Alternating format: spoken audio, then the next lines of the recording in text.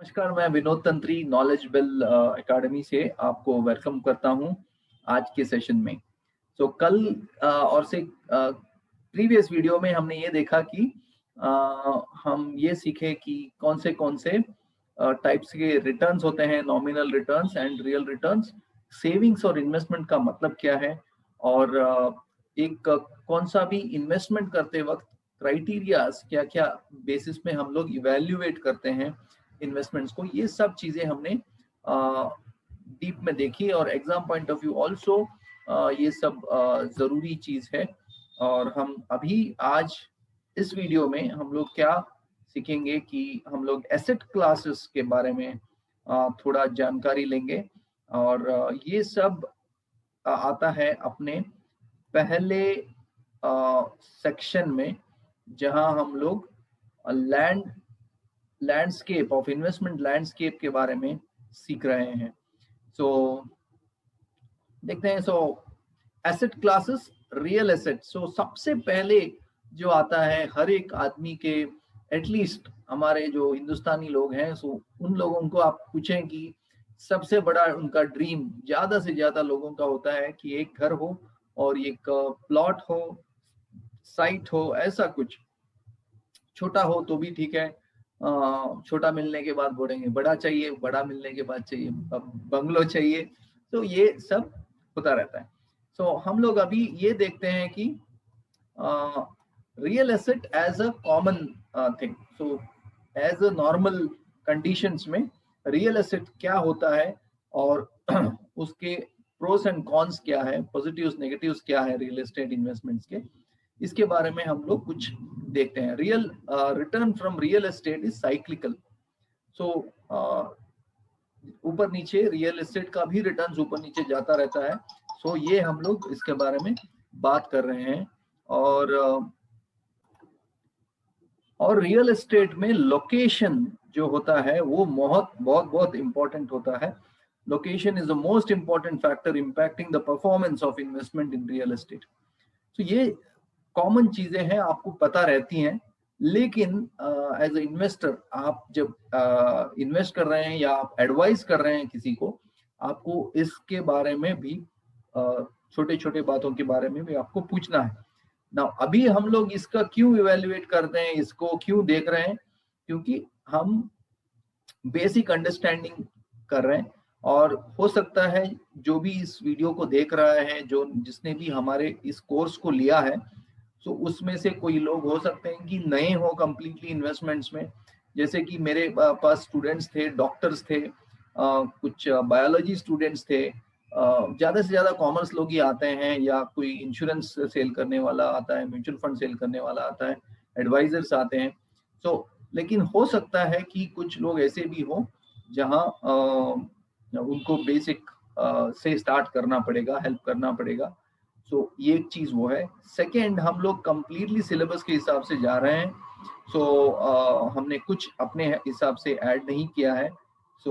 Exam point of view, कभी कभी ये भी होता है कि आपको पता रहता है कि ये सब चीजें हैं, लेकिन एग्जाम पॉइंट ऑफ व्यू वो टर्मिनोलॉजीज भी आपको आना बहुत बहुत जरूरी है। इसलिए मैं ये सब आपको कर रहा हूँ। जो ऑलरेडी मार्केट में बहुत साल से हैं, शायद उनको लग रहा होगा कि ये बहुत बेसिक है। हाँ, बेसिक है क्योंकि फर्स्ट चैप्टर है। Okay. Real estate is illiquid. आपको पता है इलिक्विड का मतलब है कि आप इसको आसानी से सेल नहीं कर सकते। हर एक गांव में, हर एक सिटी में ऐसा ही है। ये कुछ नया नहीं है। It is not divisible. आप डिवाइड करके बहुत टाइम में, बहुत कुछ साइड में ऐसा होता है कि आप डिवाइड करके सेल नहीं कर सकते। हाँ, अगर बड़ा प्लॉट हो तो हो सकता है, लेकिन आपका एक घर है तो डिवाइड करके नहीं सेल कर सकते। No, one can invest in physical real estate as well as the financial form. Apart from the capital appreciation, it can also generate current income in the form of return. Capital appreciation तो देता है real estate long term में, उसके साथ में वो cash income या cash flow भी दे सकता है, जैसे कि इन द फॉर्म ऑफ भाड़ा मिलता है, रेंट मिलता है। उसके हिसाब से वो कैपिटल अप्रिसिएशन भी देता है, रिटर्न इनकम भी जनरेट करता है। लेकिन जनरली रिटर्न क्या जनरेट करता है, अगर आपका रियल एस्टेट 5% भी रिटर्न दे रहा है, अगर रेंट आ रहा है आपको, आपके जनरली क्या होता है, 1 करोड़ के बंगले को ज्यादा से ज्यादा 30 से 40 हजार रुपए का रेंट मिलता है। ज्यादा से ज्यादा जो 3% से 4% है। सो उसके बाद में आप मेंटेनेंस का खर्चा निकाल दें तो वो हो जाता है 2-2.5%। मैं बोल रहा हूँ सबसे अच्छा रिटर्न रेंट आ रहा है तो 2-2.5% रिटर्न मिल जाता है। लेकिन रियल एस्टेट एक अप्रिसिएशन होने वाला एक एसेट है, पॉइंट नंबर 1। सेकंड जो होता है कि रियल एस्टेट में टच एंड फील, जैसे आप टच करके फील करते हैं, एक फीलिंग आता है आपको एक घर के अंदर आते ही कि ये मेरा घर है, मैं इसमें रहूंगा। उसके लिए वो इमोशनल अटैचमेंट के लिए रियल एस्टेट में ज्यादा इन्वेस्टमेंट जाता है। और apart from appreciation, no, in case of real estate, the transaction cost, मैंने बोला था कि transaction cost, brokerage, registration, maintenance is बहुत ज्यादा होता है। This would bring down the return on investment, the cost of maintenance of the property, as well as the taxes applicable for the sale of the property। ये सब दिमाग में रहना है। पहले 3 पॉइंट जो थे वो सब लोगों को पता रहते हैं, लेकिन इतने माइन्यूट में लोग नहीं जाते। मेरे पास भी 2 प्रॉपर्टीज थी, अभी 1 प्रॉपर्टी है, मैंने 1 को सेल कर दिया है। लेकिन मुझे भी लगता था कि हाँ, मैंने कुछ 40 लाख में प्रॉपर्टी ली थी, 60 लाख में सेल कर दी। मुझे लगता था कि हाँ बहुत अच्छा रिटर्न आया है। 40 लाख का 60 लाख का मतलब है almost 40% return in span of 4 years। Okay, अच्छा रिटर्न है। लेकिन जब मैंने टैक्सेशन निकाला, जो खर्चा आया था ब्रोकरेज का उसका निकाला, कॉस्टिंग पेंटिंग किया था, पहले जब लिया था तब किया था, बेचने से पहले भी किया था। उसका सब कॉस्टिंग निकाला तो उतना खास रिटर्न नहीं है जितना मैं सोच रहा था। ऑफ कोर्स रिटर्न अच्छा आया है लकीली, लेकिन सभी में ऐसा रिटर्न नहीं आता। आपको वो भी दिमाग में रखना है। दूसरी बात यह है कि ज्यादा ज्यादा रियल एस्टेट रहने से आदमी एसेट रिच हो जाता है और कैश पुअर हो जाता है। तो जिनके पास 2-2 प्रॉपर्टी है, एम्प्लॉयड है, आपको पता चल गया होगा कि मैं क्या बात कर रहा हूँ, आप अग्री भी करते होंगे मेरे से। Asset class is a commodity. Commodity एक एसेट क्लास है। कमोडिटी का मतलब गोल्ड हो सकता है, सिल्वर हो सकता है, कुछ एग्रीकल्चर प्रोडक्ट्स भी हो सकता है।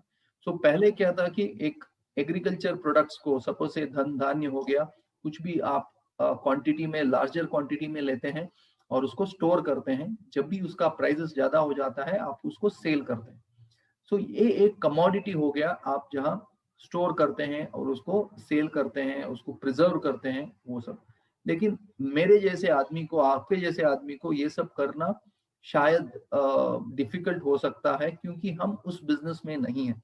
उसके लिए हमारे सिस्टम ने, हमारे सेबी ने एक परमिशन दिया कुछ साल पहले कमोडिटी एक्सचेंज स्टार्ट करने को, जहां आप कॉन्ट्रैक्ट्स में एंटर करते हैं। आप प्रोडक्ट्स डिलीवरी नहीं लेते, कॉन्ट्रैक्ट्स में एंटर करते हैं और आप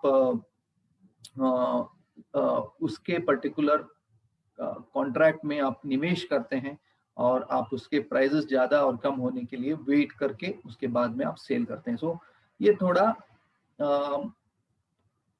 जो ट्रेडिशनल कमोडिटी थे, मैंने जैसे बोला माल ला के रखते हैं अंदर, वो थोड़ा पेरिशेबल हो सकता है, खराब हो सकता है, वो हमको जमेगा नहीं। और कमोडिटी एक्सचेंज में भी आप निवेश कर सकते हैं, उसके लिए थोड़ा ज्यादा स्किल चाहिए। और अगर आप गोल्ड सिल्वर में भी इन्वेस्ट कर रहे हैं तो भी आपको किस टाइम में आप बाई कर रहे हैं वो भी आपको चाहिए। गोल्ड जनरली एक अच्छा रिटर्न दिया है, गोल्ड के बारे में भी हम लोग बात करेंगे। लेकिन ये छोटी छोटी बातें आपको याद में रखनी चाहिए। Investment, there are leverage contracts. एक एडवांटेज इसमें यह है कि इन डेरिवेटिव्स में और कमोडिटी कॉन्ट्रैक्ट्स में आपको ये है कि आप लिवरेज्ड कॉन्ट्रैक्ट्स ले सकते हैं। जैसे कि आप प्रीमियम पे करके, सपोज आपके पास 1 लाख रुपए है, लेकिन आपको एक्सपोजर मिलेगा और क्या बोलते हैं,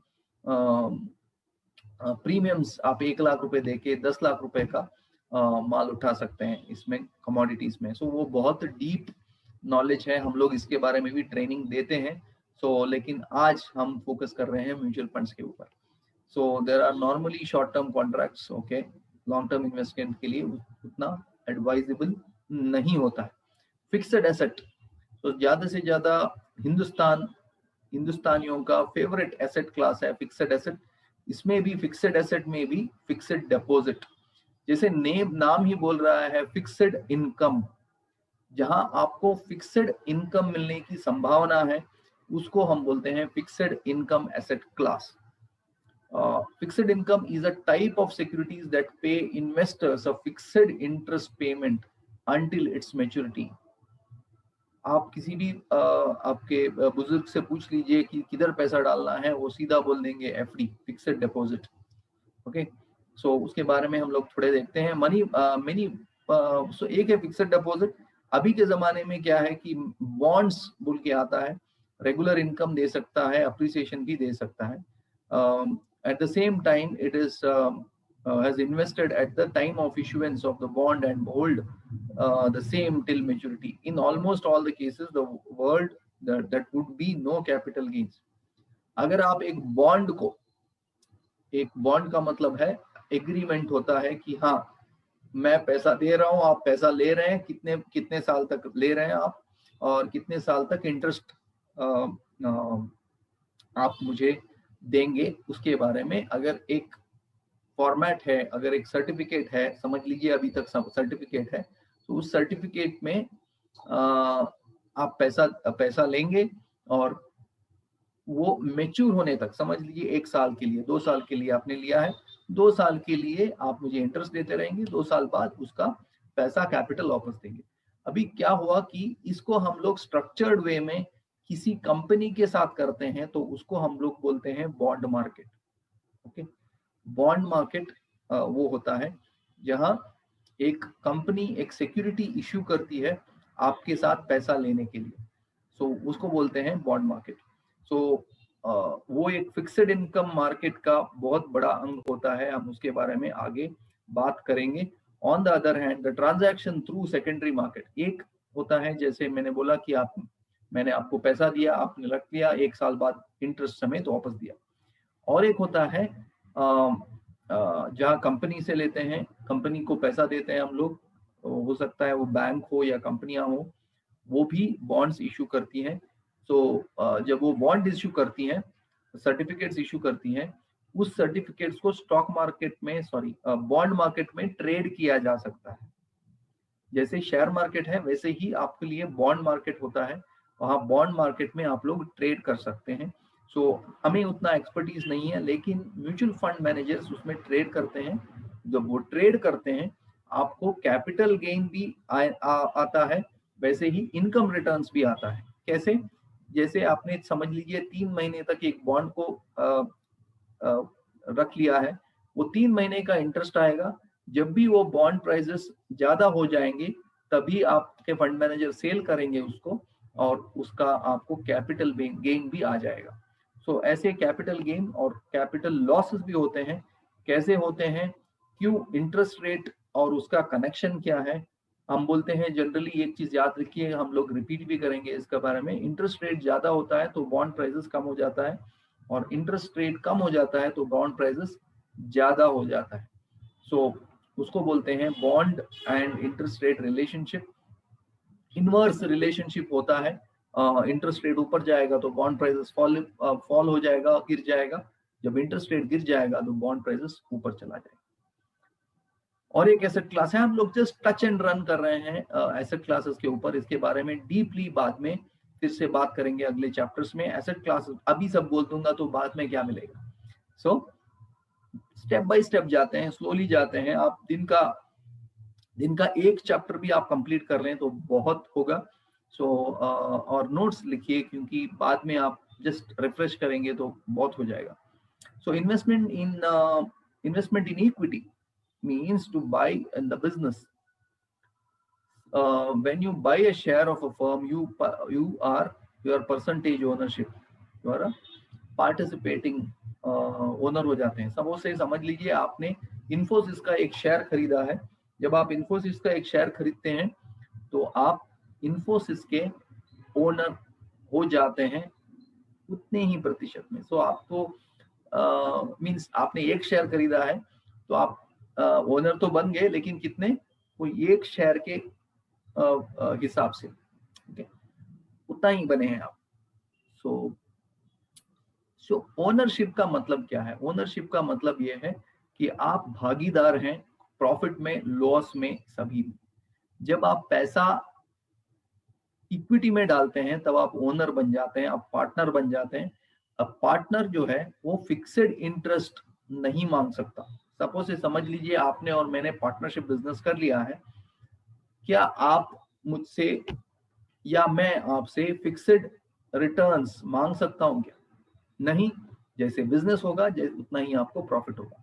लेकिन अगर आपने मेरे से उधार लिया है, तो अगर आपने मेरे से उधार लिया है, सो आपको राइट है कि आप मुझसे फिक्स्ड इंटरेस्ट मांगे, करेक्ट?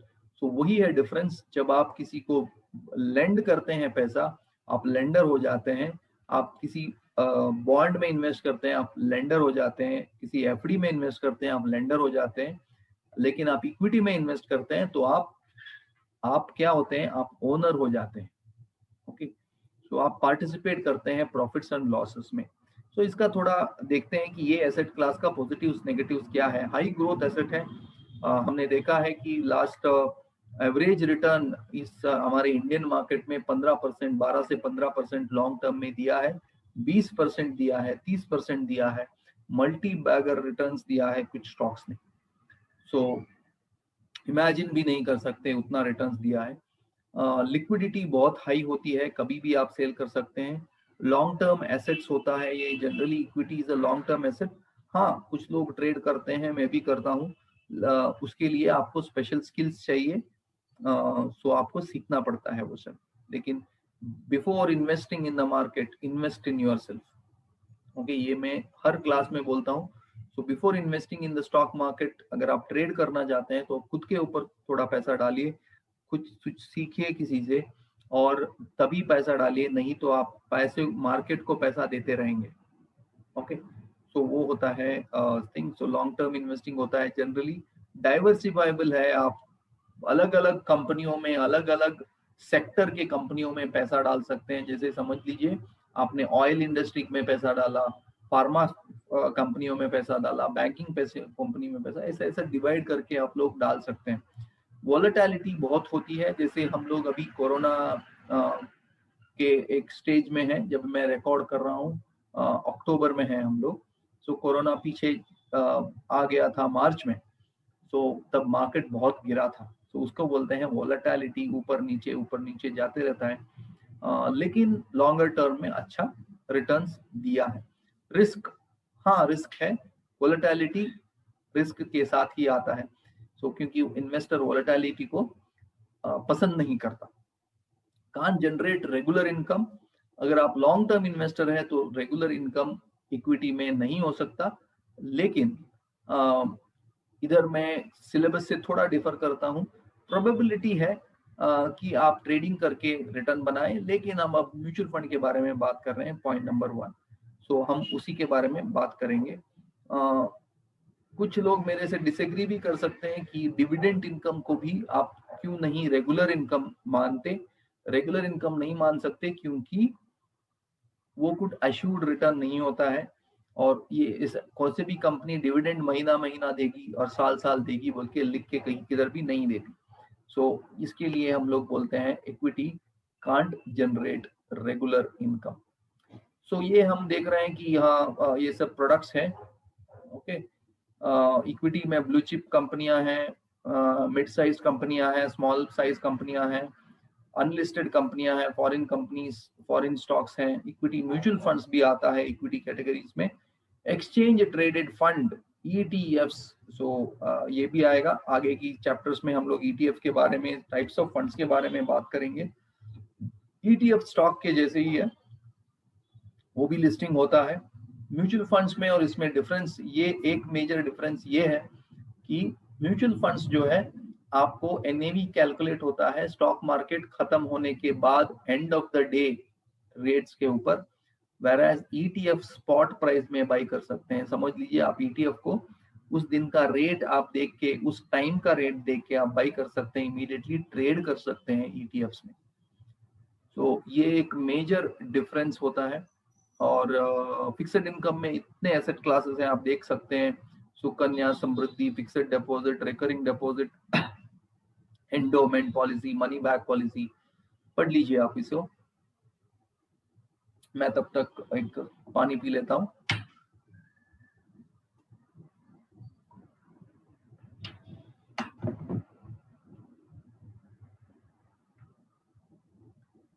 तो हम इस सभी के बारे में आगे बात करेंगे। रियल एस्टेट इन्वेस्टमेंट्स में देखिए, हमको सिर्फ रियल एस्टेट का मतलब हमको क्या पता था, रियल एस्टेट मीन्स घर या बंगला या फ्लैट और या क्या बोलते हैं जगह। बट रियल एस्टेट में म्यूचुअल फंड के थ्रू रियल एस्टेट में भी इन्वेस्ट कर सकते हैं आप। क्लाइंट्स को ये सब पता नहीं होता है, आपको इसके बारे में ज्ञान देना पड़ेगा। कमोडिटीज में gold, silver, gold funds, okay, gold ETFs, ये भी होता है। ये सब नेक्स्ट फ्यूचर प्रोडक्ट्स हैं, ऑलरेडी मार्केट्स में हैं। क्यों मैं बोल रहा हूँ फ्यूचर प्रोडक्ट्स है, क्योंकि एक सर्वे किया था एक कंपनी ने, और वो बोलती हैं कि इंडियन मार्केट्स जो है, द नेक्स्ट जनरेशन जो है, रियल एसेट्स से फाइनेंशियल एसेट्स को जा रहे हैं, शिफ्ट हो रहे हैं। सो किसी को बहुत लोग ऐसे मैंने भी देखे हैं बैंगलोर में कि अपना पैसा है फिर भी वो रेंटेड घर में रहने को पसंद करते हैं, क्योंकि समझ लीजिए 20 किलोमीटर दूर घर है आपका, तो क्यों ट्रैवल करें अननेसेसरी, सो जस्ट रेंट दीजिए और आराम से रहिए। सो ऐसा मेंटेलिटी आ रहा है। पहले कैसे था कि हाँ 30,000 रुपए रेंट देने से अच्छा है कि हाँ उसी को थोड़ा ऐड करके कुछ घर ले लेते हैं। लेकिन पहले तो ये चीज है कि सस्ते में, उतने सस्ते में घर नहीं मिलता। सेकंड, कंफर्ट नहीं होता है कि आप 20-30 किलोमीटर दूर घर ले लें और ट्रैवल करें, specially cities like Bangalore, Delhi and Kolkata, Chennai जैसे गांव में बहुत बहुत मुश्किल होती है। सो उसके बारे में हम लोग देखते हैं कि रियल एस्टेट इन्वेस्टमेंट क्या होता है। जैसे फाइनेंशियल एसेट्स से, फाइनेंशियल एसेट्स में ज्यादा से ज्यादा लोग मूव हो रहे हैं। Hybrid assets, combination, multi asset, rare coins, arts and rare stamps, ये भी एक फॉर्म है। उधर कंपनियां भी हैं जहां इसमें इन्वेस्ट करती हैं। आपको इसके ऊपर निगाह रखनी पड़ेगी, अभी तो उतना नहीं चल रहा है। हाँ, बहुत बिगर लार्जर इन्वेस्टर्स जो पैशनेट हैं इनके बारे में, वो लोग इन्वेस्ट करते हैं।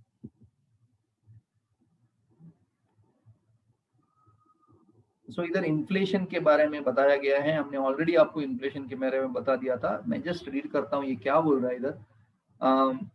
How much money would you need to buy the goods you can buy within 10,000 today?